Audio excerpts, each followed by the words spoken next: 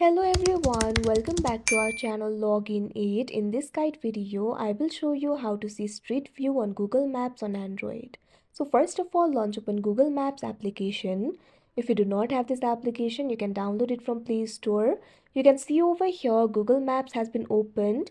Locate the area in which you want to see the Street View.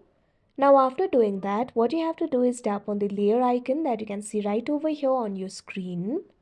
Now you'll be able to see various options over here. You'll be able to find the options for map type, map details. Under the map details, you'll be able to find the options for public transit, traffic, bicycling, 3D, etc. Find the option for street view and tap on it. Now close this. Now you can see over here, you'll be able to see the street view. So that is how you see street view on Google Maps on Android. I hope you found this video helpful. Thank you for watching. Make sure to like, share and subscribe to our channel.